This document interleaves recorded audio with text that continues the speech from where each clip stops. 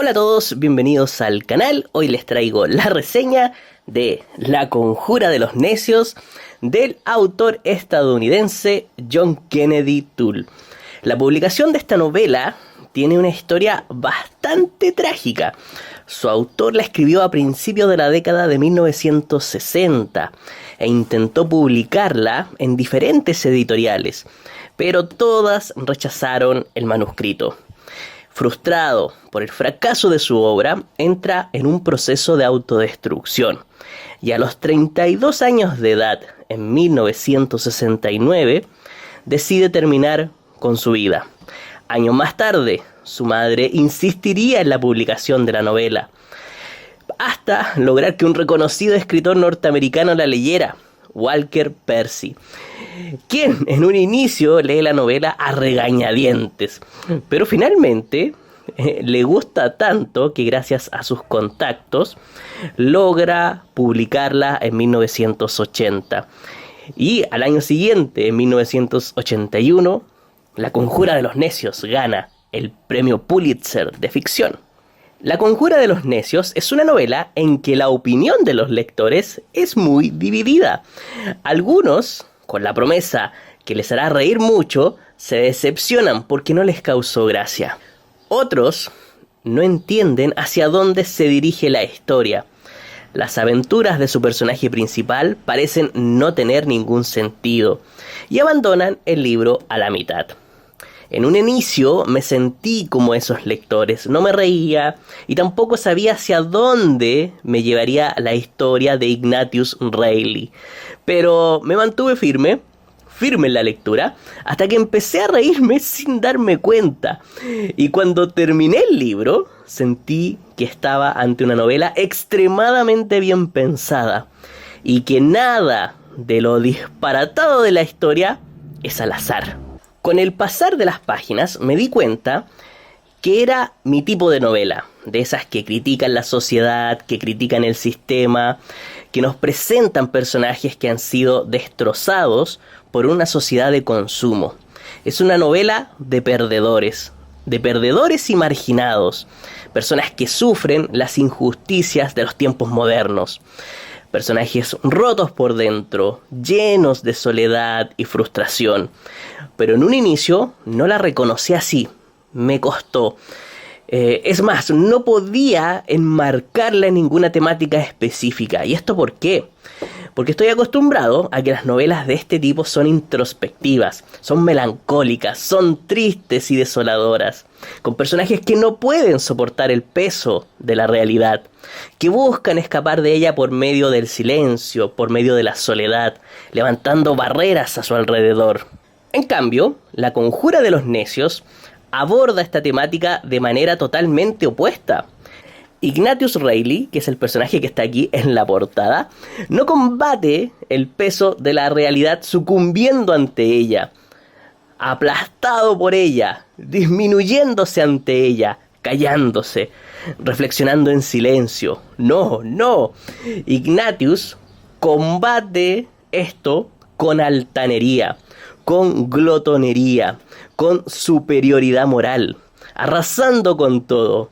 Eleva su espada de plástico contra las injusticias. Sí, tiene una espada de plástico. Ya verán por qué tiene una espada de plástico. Esto no es un juego en la portada, esto es real. Así que eleva su espada contra esta sociedad que no reconoce su genio, que no reconoce su talento y su inmensa sabiduría. Una sociedad que se ha volcado al consumo y ha perdido su encanto medieval. Todo el mundo, para Ignatius, está equivocado. Todo el mundo está en su contra. Por lo mismo, él está en una constante lucha contra aquellos que se aferran a ideas equivocadas, según él, que cometen errores, según él, y que su misma existencia es un error. Contra ellos lucha cada día, contra los necios. Y por eso la novela inicia con esta pequeña frase. Se la voy a poner ahí. ¿La ven? Dice: cuando en el mundo aparece un verdadero genio, puede identificársele por este signo. Todos los necios se conjuran contra él. Un personaje así no puede tener una apariencia que lo haga pasar desapercibido. Si estamos hablando del opuesto al típico personaje desencantado con el mundo, no puede tener un aspecto normal, no puede ser invisible, tiene que ser diferente. Es por eso que el inicio de este libro me parece de una genialidad asombrosa, porque parte describiendo a nuestro personaje, a Ignatius, quien se encuentra al inicio del libro en un lugar muy concurrido, lleno de gente, donde cualquier persona puede pasar desapercibida, pero un policía se fija en él sin siquiera él hacer nada. Él está parado frente a unos almacenes esperando a su madre. No hace nada, pero el policía lo encuentra sospechoso y quiere detenerlo, sin ninguna razón. Ignatius siempre llama la atención porque simplemente no encaja, no es parte del público homogéneo, donde son todos iguales, normales, personas que han sido producidas en masa por el sistema. Él no, él resalta, él incomoda, molesta, es diferente, estorba, está hecho para incomodarlos a todos, incluso al lector. Ignatius no es un héroe, Ignatius es un antihéroe. No encaja ni con su pensamiento, ni con su apariencia. Desde su interior hasta su exterior, Ignatius es un extranjero en la ciudad norteamericana de Nueva Orleans, donde se desarrolla la historia en los años 60. Y por eso, lo primero que hace su autor es describir a su protagonista. Es fundamental, porque es el pilar de la historia. Y este inicio de libro me parece digno de analizarlo un poco. Veámoslo. Dice, capítulo primero. Una gorra de cazador verde apretaba la cima de una cabeza que era como un globo carnoso. Las orejeras verdes, llenas de unas grandes orejas y pelos sin cortar, y de las finas cerdas que brotaban de las mismas orejas, sobresalían a ambos lados, como señales de giro que indicasen dos direcciones a la vez. Los labios, gordos y bembones, brotaban protuberantes bajo el tupido bigote negro y se hundían en sus comisuras, en plieguecitos llenos de reproche y de restos de patatas fritas. En la sombra, bajo la visera verde de la gorra, los altaneros ojos azules y amarillos de Ignatius J. Reilly miraban a las demás personas que esperaban bajo el reloj junto a los grandes almacenes de H. Holmes, estudiando a la multitud en busca de signos de mal gusto en el vestir. Espero que se haya visto ahí con el libro. La verdad es que la edición de este libro tiene la letra bastante pequeña, muy pequeña, pero es una edición muy económica, así que me gustó.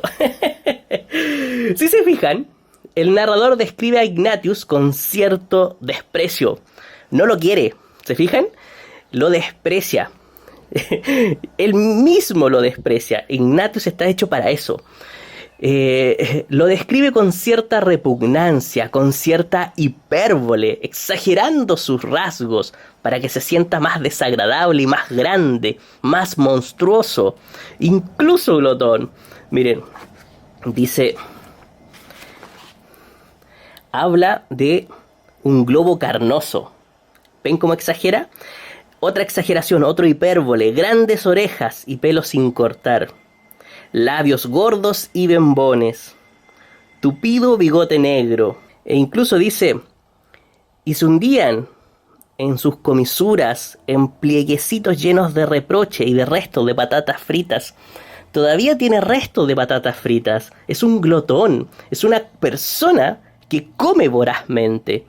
El lector inmediatamente dice, es un personaje físicamente desproporcionado, pero además, y a partir de sus mismas características físicas, se puede percibir su sentimiento de superioridad. No solamente es enorme en cuanto a su complexión física, sino también en cuanto a su ego. Cuando dice, por ejemplo, en plieguecitos llenos de reproche. O cuando dice los altaneros ojos azules y amarillos. Esos colores, esos ojos altaneros, yo los percibo leyendo esto como una mirada incisiva, como una mirada venenosa, pero también analítica, una mirada que escudriña y que juzga. Claro que juzga, estudiando a la multitud en busca de signos de mal gusto en el vestir. Él se siente con el derecho a juzgar a los demás. Sin duda, este inicio se suma a mi top de mejores inicios de la literatura. Cuando iniciamos una novela cuyo protagonista no encaja en el mundo, empatizamos inmediatamente con él. Porque está triste, porque está solo, porque se siente perdido, porque es inferior a nosotros o es igual a nosotros. Nos sentimos como él. Pero cuando el personaje es altanero, cuando el personaje nos desprecia sin titubeos y se siente superior a nosotros, no entendemos nada, nos sentimos perdidos. Por eso esta novela es muy poco comprendida. Solo me relaciono con mis iguales, pero como no tengo iguales, no me relaciono con nadie. A medida que esta historia se desarrolla, constantemente el narrador hace referencia al físico de Ignatius, presentándolo siempre como un tipo enorme, desproporcionado, como si su cuerpo no pudiese contener su interior. En Ignatius Reilly todo es exageración, es hipocondriaco, cualquier molestia en su cuerpo para él es una enfermedad terminal, cualquier conflicto o roce con los demás es una demanda, cualquier actividad que realice debe estar destinada a la grandeza, no le interesa el trabajo común. Eso es para seres inferiores, por no decir que también es un tremendo holgazán. Tiene 30 años, vive con su madre y su gran sueño es poder vivir de un cheque social. Se encierra en su cuarto constantemente a escribir sin parar una serie de cuadernos denominados Gran Jefe, llenos de sus reflexiones con las que pretende cambiar el mundo, pero no son para aliviar su espíritu, sino para algún día hacer una gran obra. Tiene constantes problemas de gases porque su válvula pilórica no funciona bien, según él, porque es más desarrollada que la de los demás. Otra exageración. Cuando cualquier situación lo incomoda, por mínima que sea, inmediatamente su válvula se cierra y comienza a hincharse como un gran globo. Por la misma razón, los eructos son parte inherente de su personalidad. Todo le molesta, todo le incomoda, todo el mundo está en su contra. Por lo mismo, la estabilidad de su mente siempre está en duda. Ignatius Reilly es una gran hipérbole. La mayoría de los necios no entienden mi visión del mundo en absoluto. Ahora vamos al argumento del libro. Como ya conocen un poco a Ignatius, solo un poco porque me quedé corto con su descripción, les puedo contar que por ciertos motivos su madre y él deben pagar una gran cantidad de dinero por algo que hicieron. No les puedo contar qué hicieron porque es parte de la historia. Y esto activa la novela, la impulsa y pone en acción a los personajes. Su madre le dice a Ignatius que no tiene cómo pagar ese dinero, por lo que él debe encontrar un trabajo. Y ya se pueden imaginar lo que significa para una persona tan especial como él tener que salir a la calle a buscar empleo. Una verdadera perversión. Ahora un fragmento de lo que escribe en su cuaderno Gran Jefe, Ignatius, cuando se entera que tiene que ir a trabajar. El nuevo destino de Pedro Labrador sería muerte, destrucción, anarquía, progreso, ambición y autosuperación. Iba a ser un destino malévolo. Ahora se enfrentaba a la perversión de tener que ir a trabajar. Ignatius es un Don Quijote con sobrepeso, pero al contrario del hidalgo caballero, no basa su locura en libros de caballería, sino en tratados filosóficos medievales. Se considera a sí mismo un medievalista, un intelectual y un mártir del medioevo. Su gran mentor es el filósofo romano Boecio, y su gran obra, La Consolación por la Filosofía, es el libro de cabecera de Ignatius. Este libro encierra un concepto clave para la historia y para nuestro protagonista, que se llama la rueda de la fortuna. Es decir, Ignatius cree que su vida está gobernada por el azar que la rueda de la fortuna dispone para él, donde pueden haber ciclos buenos como también ciclos malos, buenas épocas y malas épocas. Y claro, de la forma en que inicia la novela, está claro para nuestro personaje, nuestro antihéroe, que la rueda se ha ensañado con él y lo está haciendo pasar por una mala racha. Oh fortuna, oh deidad ciega y desatenta, atado estoy a tu rueda. Ignatius eructó. No me aplastes bajo tus radios, elévame e impúlsame hacia arriba, oh diosa. Este fragmento que les acabo de citar, que entre medio Ignatius eructa, que parece algo banal, que parece otro de los disparates de nuestro protagonista, para mí encierra el entramado de la historia. La historia está diseñada para representar el movimiento de la rueda de la fortuna. Por lo tanto, esta frase disparatada en apariencia tiene todo el sentido del mundo. Fíjense bien, aquí encontré una imagen de la rueda de la fortuna que aparece en estos tratados antiguos filosóficos. Si se fijan bien en la imagen, quien maneja la rueda es una mujer con los ojos vendados. Y atados a la rueda hay gente que va bajando mientras otras van subiendo. Los que están abajo son aplastados, los que están en la cumbre están como reyes. Y si leemos nuevamente la frase de Ignatius mirando la imagen, se entiende muchísimo mejor.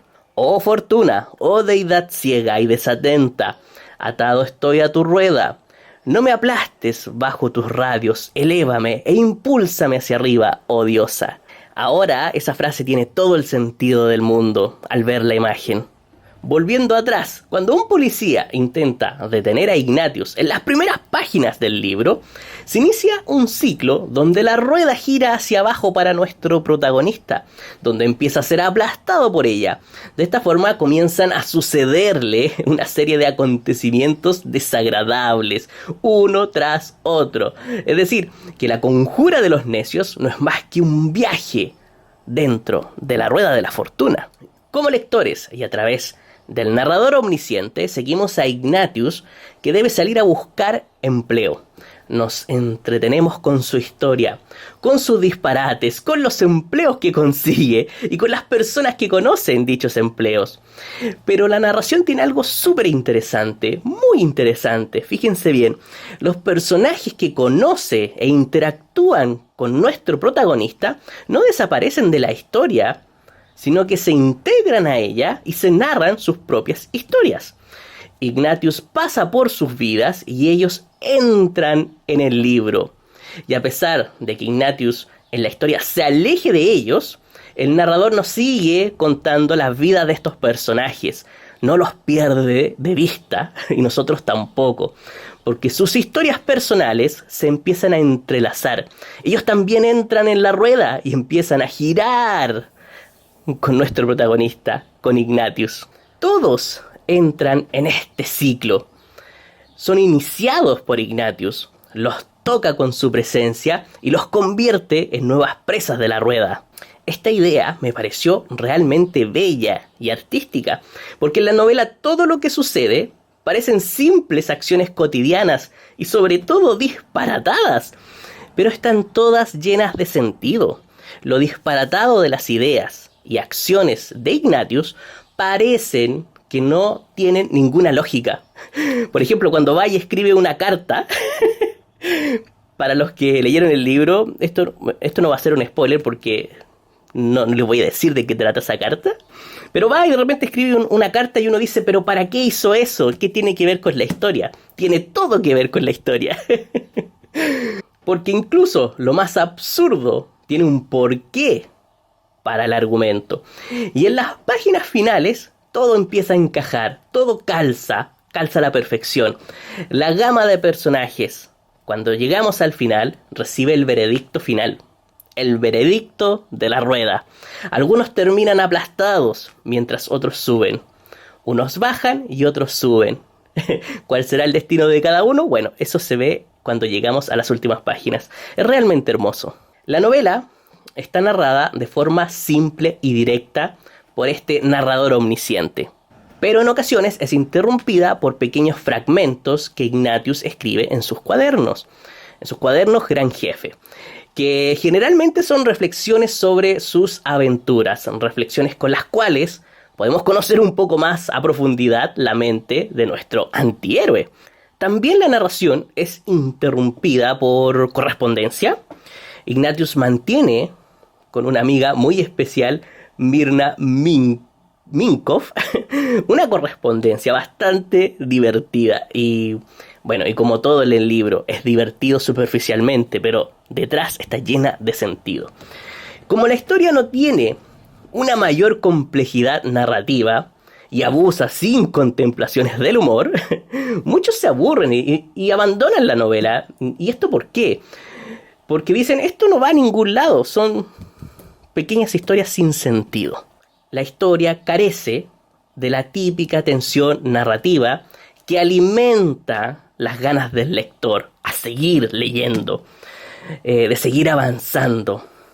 Es arriesgado lo que hace el autor porque busca reemplazar la clásica tensión narrativa generada por una historia interesante que atrapa al lector a cambio de una historia donde el humor debe atrapar al lector. Es el humor el que cumple el papel de generar tensión. Es el encargado de captar la atención del lector. Por eso, si el lector no encuentra graciosa la novela, es muy probable que no la siga leyendo. Porque las aventuras de Ignatius, buscando empleo, no logran ser una historia por sí sola atrayente. Sus acciones no son interesantes, pero el humor las transforma y las vuelve atractivas. Y si no te gusta el humor del autor, entonces el libro no te va a atrapar y no vas a poder seguir adelante. Por eso encuentro súper normal y súper comprensible de que a muchos no les guste este libro, porque es una apuesta muy arriesgada.